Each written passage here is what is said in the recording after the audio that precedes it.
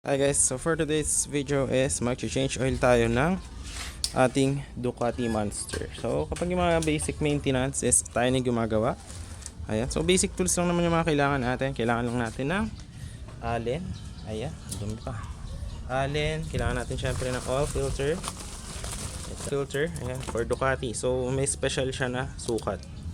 Ayan, tapos kailangan natin ng oil. Around 2.8 liters or 3 liters. Ayan. So, ito lang muna ginamit natin ngayon from Shopee. So, basta synthetic, okay lang naman yan. Okay. So, ang gagawin kasi dito pag kay Ducati Monster, actually, mga same lang naman sila yung mga motor. So, change oil natin siya. Ito lang itatanggalin dito. Ito. Alright. So, meron ditong nuts. Ayan, ito.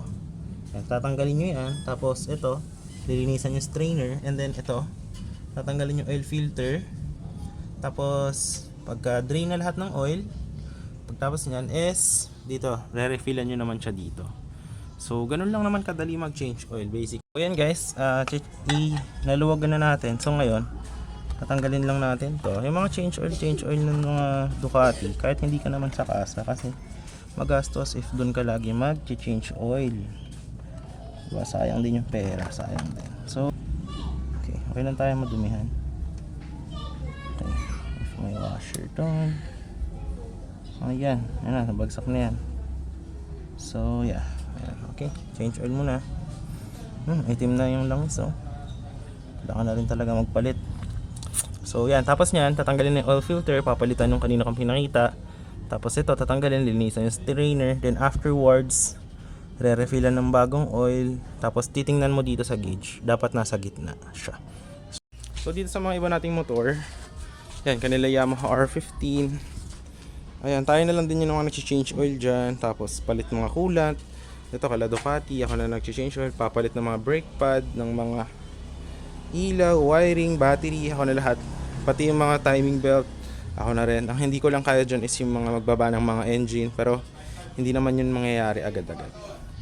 So yung mga iba nating motor, ito, tayo na rin yung change oil or what, tsaka sa sasakyan.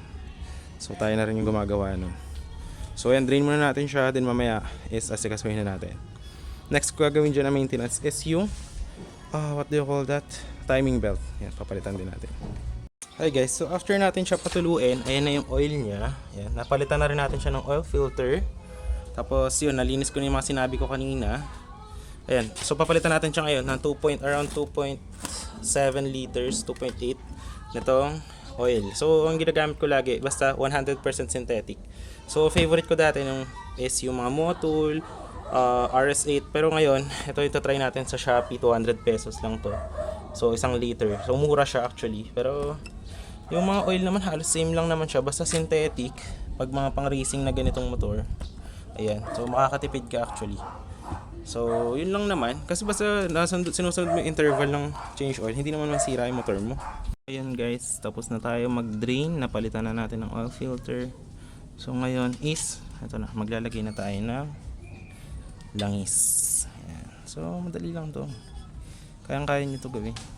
Kahit na anong motor, same lang to, mga scooter, what do you call this scooter, sport bike, big bike, pare-parehas lang naman yun. Tapos ito, lagay mo lang siya. Lagay mo dyan, tak. Tapos salin mo yung oil, di ba? So basic na basic lang. Kaso hindi natin kaya one hand, so bitawan na natin siya.